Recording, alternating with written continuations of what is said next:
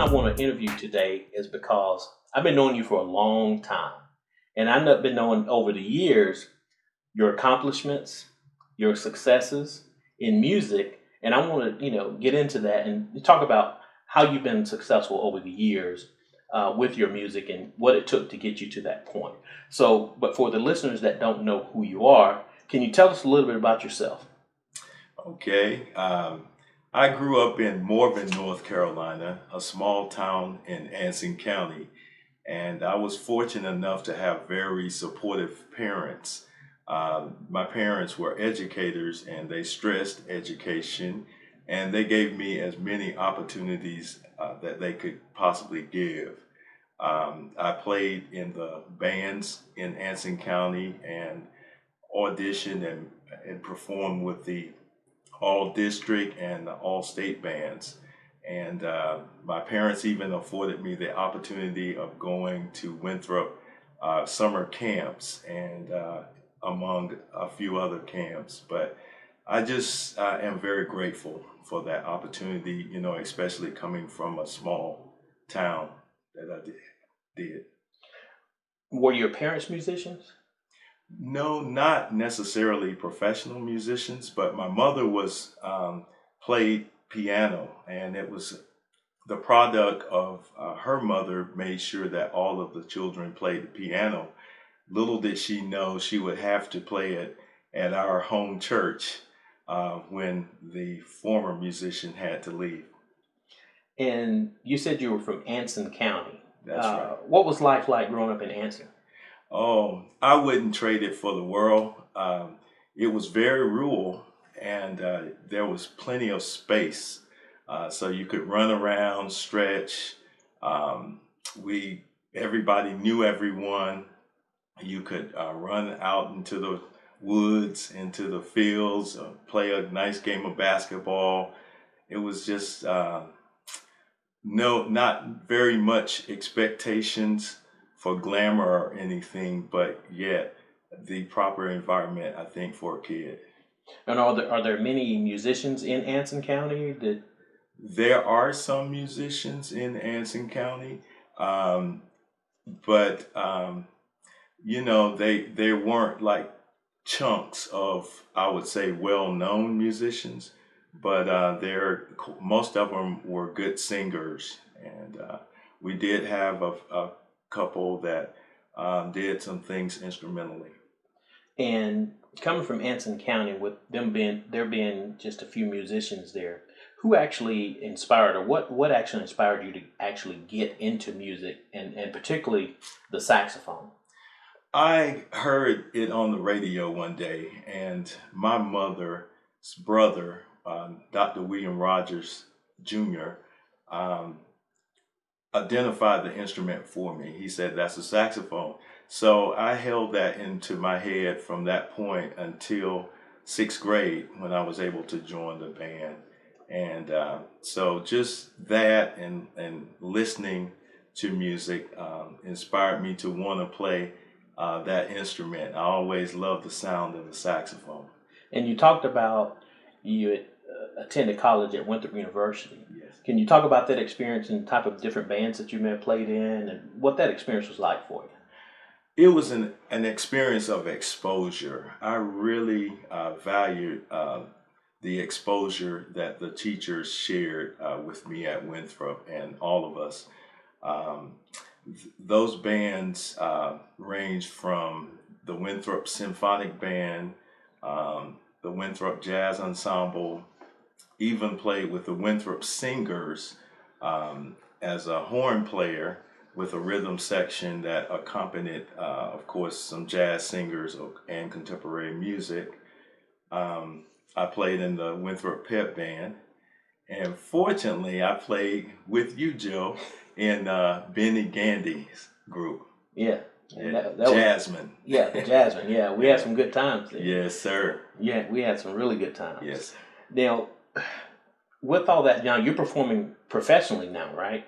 Yes, I would say I'd like to stay humble and say amateur. Nah, you way past amateur, man. You've been playing professionally for what, about 20 something years, maybe? somewhere like that. That's at least. And what type of gigs do you normally play? I play a variety of gigs. First, I play with a couple of bands pretty often. I play with Tyrone Jefferson and A Sign of the Times, as well as Willie Walker and Conversation Piece.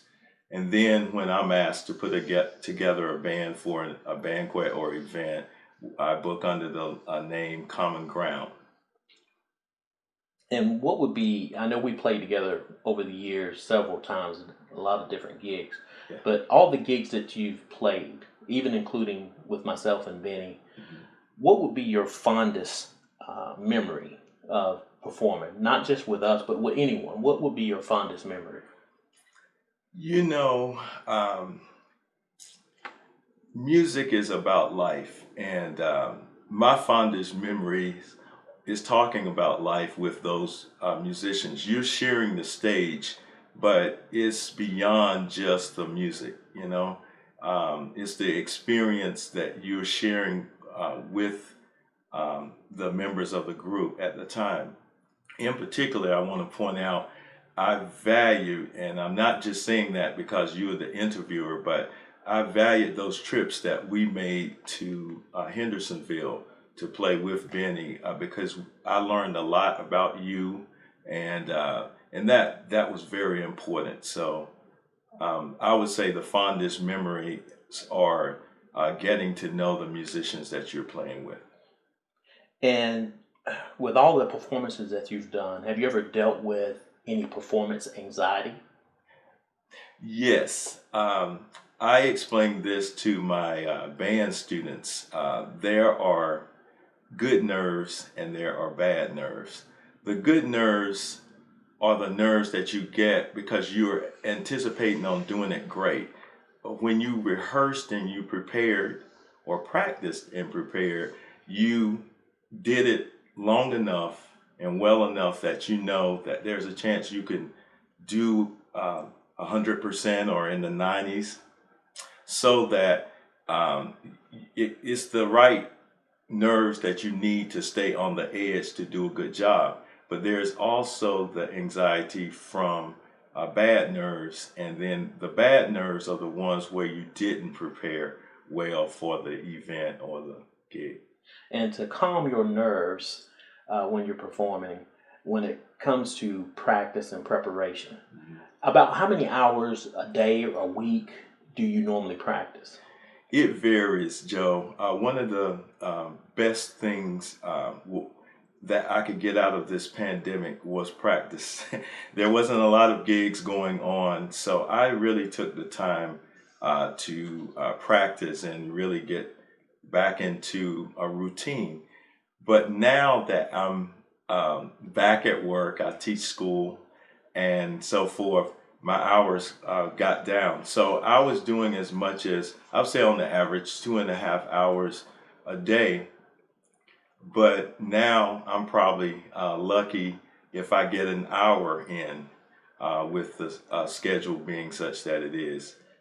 And you have some performances this weekend, right? Yes. Okay. Yes. And we talked a little bit about some of your successes and everything, but of course I have to ask you, how do you define success?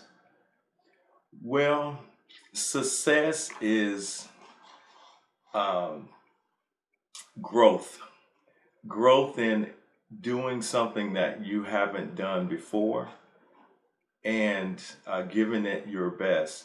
So if the end result does not come out exactly like you wanted it to, I can still count it as a success from the attempt and the preparation put into it and what I learned from it.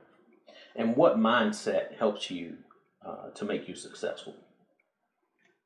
Is that mindset to always want to do my best and give my all.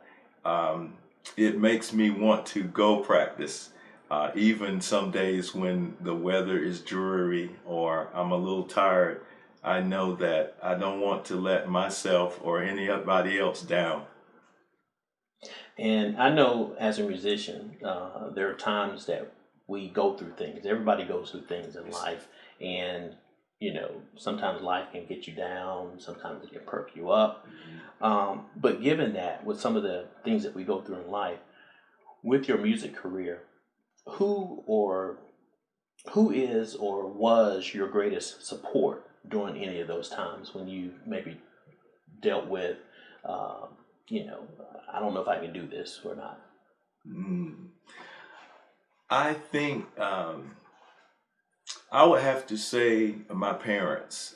Even though my dad is deceased, I just think he and my mother, Janice, and my dad, Carl, him, instilled in us to give your best and always pray for the best outcome and and don't worry, Mhm. you know.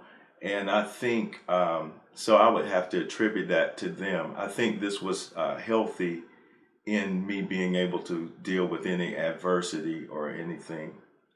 And what sacrifices have you had to make over the years to be as great and just as good as you are? Because, like I said, you get booked up a lot, Mhm. and a lot of people in this area knows you, and I know that there's some people out other areas that may not know you. But what sacrifices had to make over the years to get to where you are now? I think you realize that others may be involved into some other activities, maybe socially, but you realize that, hey, I made a commitment to play this gig, so not only will I not be able to participate because I'm performing, I have to prepare for it as well. So um, it's really a decision, a life long uh, commitment. And for those musicians out there, someone that wants to, maybe follow your footsteps and what you've done over the years, the performances you've done, a lot of the famous people that you perform with, what advice would you give someone starting out in music, or a young person starting out in music? What advice would you give them to follow in your footsteps? I'll give them the advice to set goals, um, to get a private instructor or mentor. I would give them the advice um, to work hard at it and to listen to the music that you play.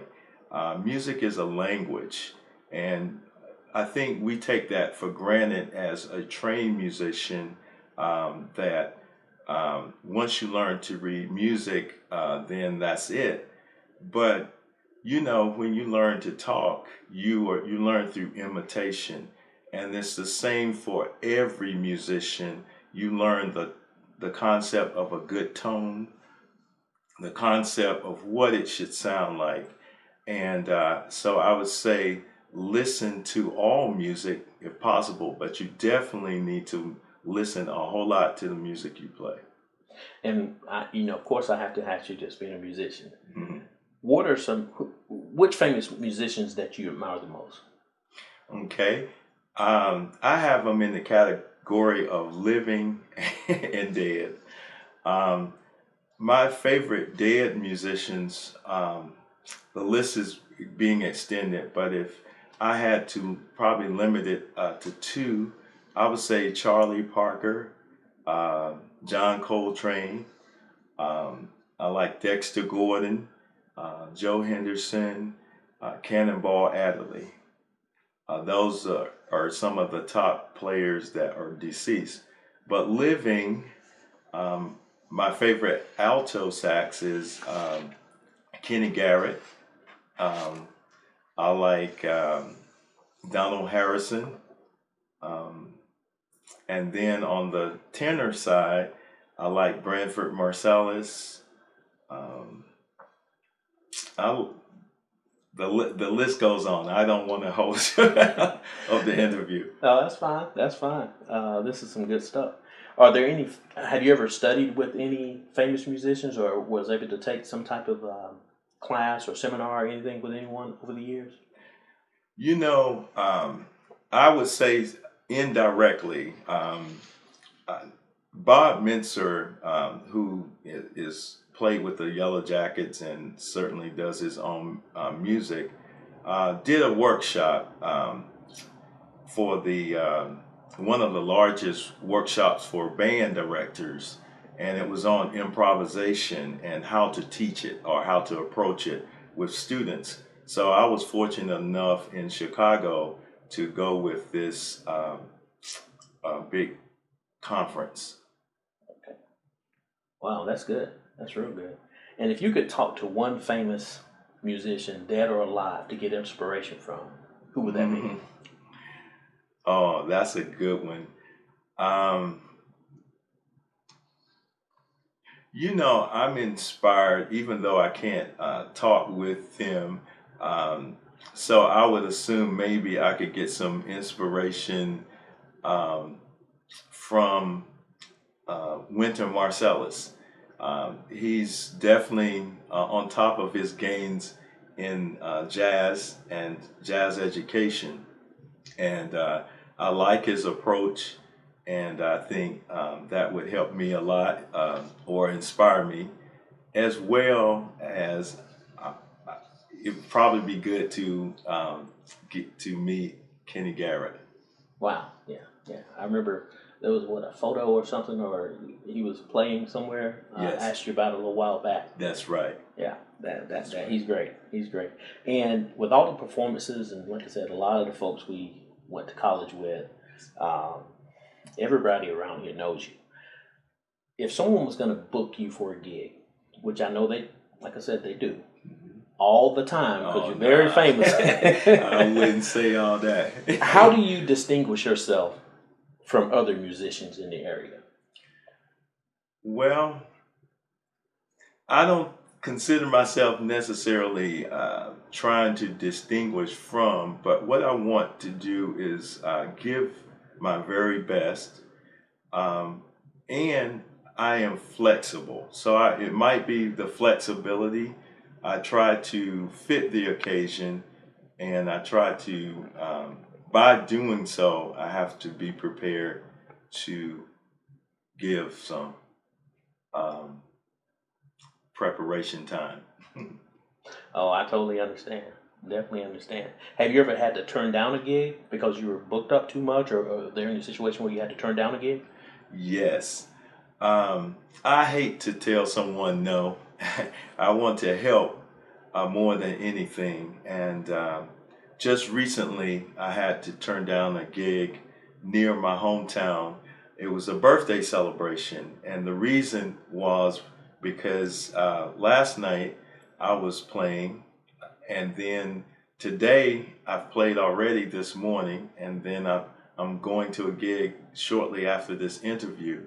So the celebration I had to turn down was tomorrow, and it's out of town, and I have to go to work on Monday. And you know, I remember the days I jumped right in that car and do it, and I felt like I needed to do that, but realistically, I didn't see how I was going to be able to make that work and then give a good effort to my students on Monday.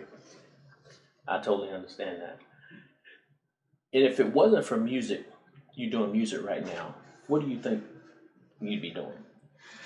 You know, that's a hard question that I ponder, you know, and it scares me because what if something happened and I was unable to play music?